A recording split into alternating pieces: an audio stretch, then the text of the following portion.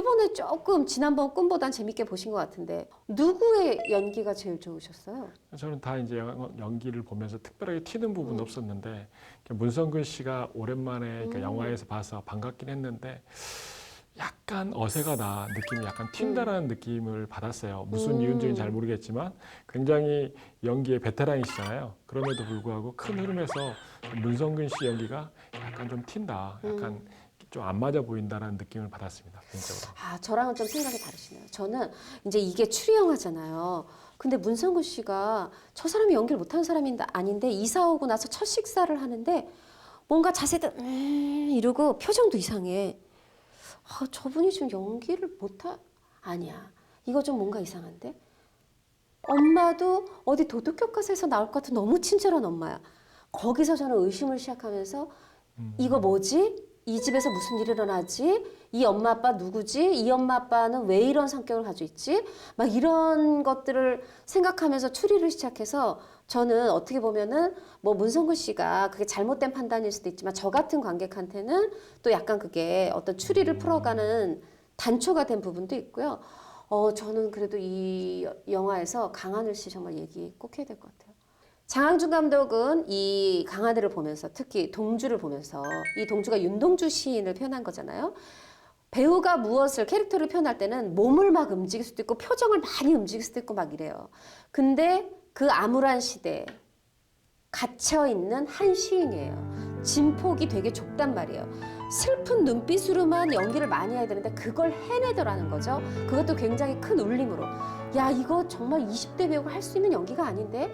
야, 강하늘 20대 중에 최고구나. 이렇게 느꼈고, 그러니까 당연히 이 영화의 이 신선한 반전을 표현해낼 배우로는 다른 누구도 떠오르지 않았겠죠.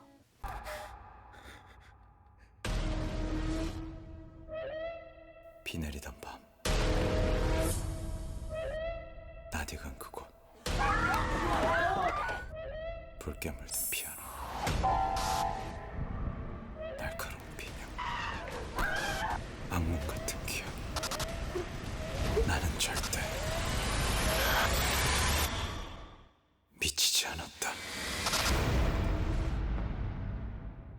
연기 잘하는 줄은 알았는데 요번에 보니까 야, 이 배우가 깊이가 정말 대단하구나. 빨리 돌아와. 얼른 제대해. 막 이런 기다리는 마음이 있었고 김무열 씨. 장항준 감독이 이렇게 얘기를 합니다. 김무열에 대해서는 은교라는 영화를 봤다. 거기서 이제 안경 쓰고 딱 그 반듯한 청년 대학원생으로 나오잖아요. 근데 뭔가 그 뒤에 뭔가 그 어그러지는 조금의 그 무엇을 본 거예요. 그것이 그리고 이 바른 청년의 사실은 숨겨진 본성이었던 거고 그 겉으로는 형식으로는 반듯한데 속에 이질적인 무언가를 가지고 있는 걸 표현할 줄 아는 이 배우. 아, 이 사람 괜찮을 것 같다. 그리고 또 하나는 어떤 배우들은 이렇게 코미디면 코미디, 섹시하면 섹시함, 너무 그 하나의 그 특정적 이미지를 가지고 있잖아요. 그런 특정된 이미지가 없는 배우면 좋겠다. 이런 욕심을 냈는데 그 욕심을 만족시켜줄 배우가 김무열이었던 거죠.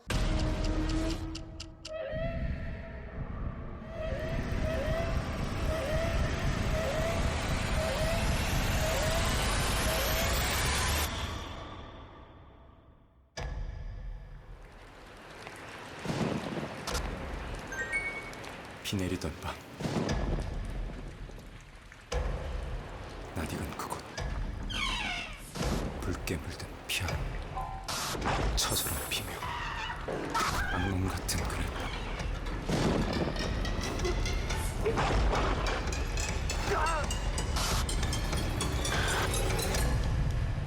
모든 것이 기억났다.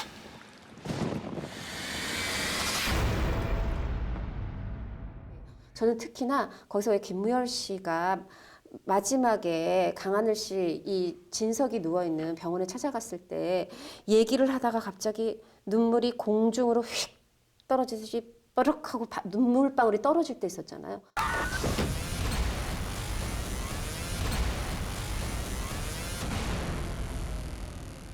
고작 그게 궁금해?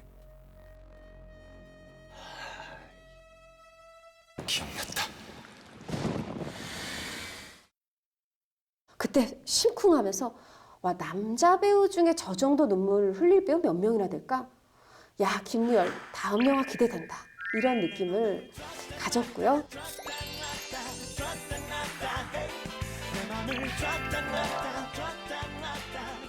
그러니까 영화를 살린 것은 이 두 사람의 연기였다. 이 말씀이신 거죠? 그 두 사람을 캐스팅한 것도 장항준 감독이고 그 두 사람을 디렉팅한 것도 장항준이다. 라고 저는 얘기하고 싶습니다. 시나리오 쓰신 분도 장항준 감독이다. 그렇습니다. 그러니까 영화 기억의 밤 이제 그 소재가 해리성, 기억상실, 최면이라는 너무나 익숙하잖아요. 근데 이게 이제 약간의 차관이 좀 독특한 그 부분이 있는데 이 여기에 감독 장항준 감독이 제일 처음에는 영화 라이터를 켜라로 시작을 했는데 이걸 보면은 굉장히 이 영화하고는 약간 안 맞는 부분이 있어요. 라이터를 켜라는 약간 코믹 영화고 이 영화는 약간 다른 영화이기 때문에 이건 어떻습니까? 맞아요. 영화에 대해서 진짜 조예가 깊으시다니까요. 라이터를 켜라. 물론 코미디 영화 잘 만들었던 감독이죠. 그리고 실제로 또 이분이 만나 뵀을 때 굉장히 유쾌한 분이에요. 근데 저는 이런 생각이 들어요. 두 부류의 감독이 있다고 생각이 드는데 한 사람은 내가 잘하는 것만 계속 잘해. 그런 분은 코미디면 코미디, 멜로면 멜론, 액션은 액션만 하는 게 좋아요. 근데 또 어떤 분들은 사실 이런저런 다양한 장르를 다 잘하는 사람이 있어요. 장항준 감독은 저는 후자라고 보는데 이런 분들의 근데 좀 단점 아닌 단점이 있어. 너무 관심 분야가 많고 재능이 많다 보니까 영화를 빨리빨리 내놓질 않아. 쉬었다가 오랜만에 한 번. 잊어버릴 만하면 오랜만에 한 번 이러는데 장항준 감독 저 기억의 밤도 너무 좋았으니까 좀 빨리빨리 차기작은 좀 금세 보여주실 거죠? 그러니까 영화를 보면은 이제 이삿짐 직원이 이제 대사하는 게 있잖아요. 그리고 또 형 김무열이 이제 다리 저는 부분 뭐 여러 가지 그런 부분이 있는데 약간 설정이 맞으면서 약간 여운을 줘요.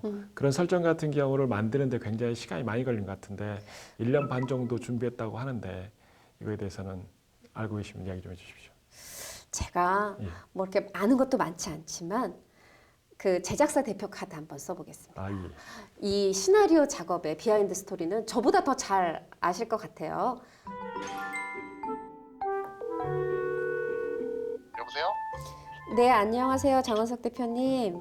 아, 예, 안녕하세요. 저희가 지금 기억의 밤 관련해서 영화 얘기 나누고 있어요. 네네. 근데 저의 그 공동 진행자이신 이조로 변호사께서 저한테 갑자기 영화의 시나리오 작업의 비하인드 스토리를 얘기해달라 그래서 네. 저보다는 네네. 장 대표께서 더 훨씬 더 시청자 여러분들한테 재밌는 얘기 네. 해주실 것 같아서 전화 드렸습니다. 예, 장항준 감독님과 저는 22년 된 사이입니다. 22년. 96년에 그 박봉건 가출 사건 제작 막내를 할 때 장항준 감독님이 28살의 천재 시나리오 감독이었거든요. 아하. 시나리오 작가. 그러니까 그렇죠. 이제 지금도 충무로 상업 영화가 20대 작가가 대본으로 영화되는 경우가 거의 드물거든요. 아예 없다고 그렇군요. 보면 되는데 네. 어쨌든 그 당시에 저한테 되게 잘해줘가지고 22년간 상당히 친하게 지냈거든요. 네. 그러는 와중에 저는 이제 제작자로서 작품을 하고 있었고 감독님은 작품을 뜸하게 하면서 이제 관계가 약간 역전이 된 거죠. 네.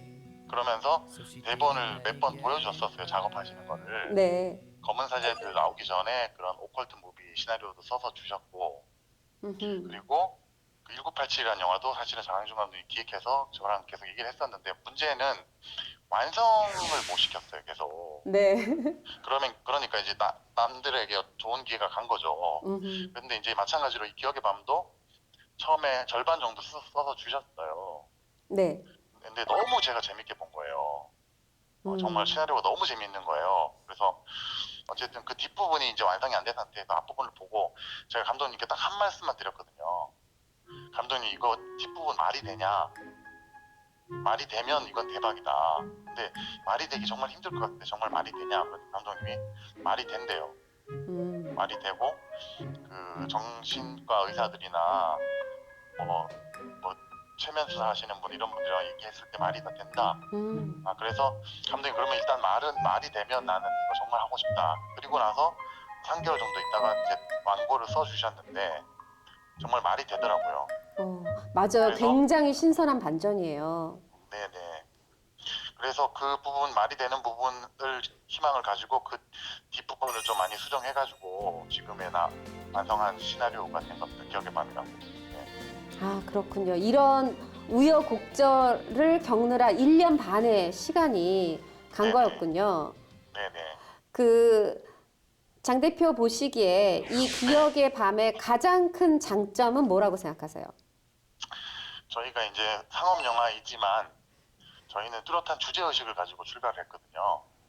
그래서 저희가 하고 싶은 이야기는 국가가 제 역할을 하지 않으면 그 국가라는 울타리 안에서 지내고 있는 국민들이 큰 피해를 볼 수 있다. 그래서 국가는 자기 할 몫을 상당히 이 강한 막중한 책임감으로 잘 해야 된다. 그 얘기를 좀 하고 싶었는데 이제 평론가 분들 중에도 그렇게 봐주시는 분들도 있고 또 그 97년에 IMF를 겪었던 분들 중에서도 뭐 그런 부분에 공감해 주는 분들이 있어서 그 부분이 우리 영화가 다른 상업 영화와 다른 장점이 있지 않을까 합니다. 네, 제작사 대표와 감독 간에 1996년부터 이어진 인연 속에서 이 영화가 또 나왔다고 하니까 이 20년이라는 시간의 힘이 이 기억의 밤에 우리가 그 보이지 않는 손으로 작용해서 이렇게 영화가 좋게 만들어진 게 아닌가 생각을 해봅니다. 부장님 과찬이십니다. 너무 감사합니다. 네, 제가 또 녹화 끝나고 전화 드릴게요. 네, 감사합니다. 네. 어때요? 저보다 훨씬 나으시죠? 1년 반 걸린 게 아니라 22년 걸린 영화네요. 그리고 그러네요. 또 한 가지는 이 대표님이 했던 말 기억나는 게 잘해줘서 친해졌다. 잘해줘야 친해지는구나라는 생각이 들었습니다. 잘해주세요. 네, 알겠습니다. 그러니까 이 영화 소재가 신선하지만 약간 황당무계할 수도 있어요. 근데 이제 장항준 감독이 이제 훨씬 리얼하게 끌어들이려고 극중 배경이 1997년입니다. 네. 이것도 이제 감독이 그렇게 얘기를 했어요. 97년 IMF. 뭐냐면 또 이때가 마침 장 감독이 본인이 작가로서 이 바닥에 데뷔한 발을 처음 들여놓은 때인 거예요. 사회 초년병으로서 굉장히 뭔가 긴장도 되고 설레는데 내가 사회에 나오자마자 뭔가 나라의 경제뿐 아니라 나라 전체가 무너지는 그 느낌 우리 다 기억하잖아요. 얼마나 약간 두려움도 느끼고 공포도 느끼고 저도 기억이 나는데 9시 뉴스에서 그때 정말 제1 정말 유구할 것 같던 그 은행이 문을 닫으면서 그 임직원이 쭉 서서 깊이 고개를 숙이면서 인사를 합니다. 그리고 여러분들은 살아남아서 이 나라를 다시 재건해달라고, 구해달라고, 지켜달라고 얘기를 해요. 저도 정말 가슴이 뭉클했던 기억이 있었는데 이 배경을 왜 그때로 했느냐. 이때 가정이 무너지고 이 영화에는 무너진 가정이 뭐 작게 보면 한 두 가정이 나오죠. 유석의 가정, 진석의 가정. 그런 가족의 무너짐 속에서 그것이 개인에게 어떤 영향을 미치고 그것이 20년 뒤의 삶 혹은 20년 동안의 삶에 어떤 영향을 미치느냐 이거를 그리고 싶으셨다고 해요. 주제의식 참 좋은 것 같아요. 그리고 아까 또 제작사 대표님이 말씀하신 국가가 국가 역할을 못할 때 개인은 어떻게 망가지느냐 이걸 보여주는 거. 근데 그 시대적 배경을 대한민국이 무너진 1997년으로 본 거죠. 그런데 너무 안타까운 건 이렇게 주제의식이 좋은데 그게 선명히 드러나진 않아요. 저는 추리 영화니까 서스펜스 영화니까 꼭 그거를 다 구구절절히 대사로 할 필요는 없지만 영화 시작할 때 따다다다 조금만이라든가 이 배경에 대해서 영화 끝나고라도 다시 한번 이 영화를 반추해 볼 수 있게 따다다다 하고 97년에 대한 설명이 조금은 더 있었으면 이 영화에 대한 만족도가 좀 더 높지 않았을까 개인적으로 생각해 봅니다. 영화의 큰 흐름 자체는 어떻게 보면 큰 흐름 자체는 사적 복수잖아요. 네. 가둬놓고 이제 하는 복수인데 사적 복수를 하게 된 배경은 국가가 국가 역할 안에서 사적 복수에 나서게 됐다. 그래서 던지는 메시지는 국가여 제대로 자기 역할을 해라 이 말이라는 거죠. 그렇습니다. 그러면 이제 이 마지막에 이제 끝나가는 마당에 이제 하나 이제 드리고 싶은 질문은 영화에 정말 디테일하게 만들고 정말 1년 반에 걸쳐서 심지어 말하면 22년에 걸쳐서 영화를 만들었다고 할 수도 있는데 약간 오게티라는 것을 약간 본 것 같아요. 찾으신 거 있습니까? 아우 진땀 나네. 또 우리 변호사님이 본 오게티가 뭘까? 내가 그걸 딱 집어내야 되는데 딱 맞춰야 되는데 혹시 여기서 달력이 나오잖아요. 그 달력이 중요한데 5월이 나오잖아요. 5월. 2017년 5월. 우리가 2017년 5월 9일에 대통령 선거를 했어요. 그렇죠? 그리고 그때 문재인 대통령, 현 대통령이 당선이 됐죠. 그리고 이 영화의 현재 시점은 2017년 5월이야. 근데 5월에 벌써 트럼프하고 문재인이 만났을까 싶은데 이 영화 속 뉴스에서 뭐 중요한 건 아니지만 문재인 대통령과 트럼프 미국 대통령이 만나는 장면이 쓱 나온단 말이죠. 요거는 오게틱이 아닌가 잠깐 생각했는데 혹시 보신 게 그겁니까? 예, 예. 약간 이상하다고 했는데 영화니까라는 생각도 들었지만 그렇죠. 약간 시간의 일치가 안 될 수도 있다라는 생각을 잠깐 해봤습니다. 아니 왜 이렇게 날이 갈수록 질문이 날카로워지세요? 너무 좋게 보는 것 같습니다. 안 되겠어요. 빨리 이주로 변호사 보내드려야 될 것 같고요. 시청자 여러분은 멀리 가지 마세요. 홍 기자의 볼만한 영화 3편 준비되어 있습니다.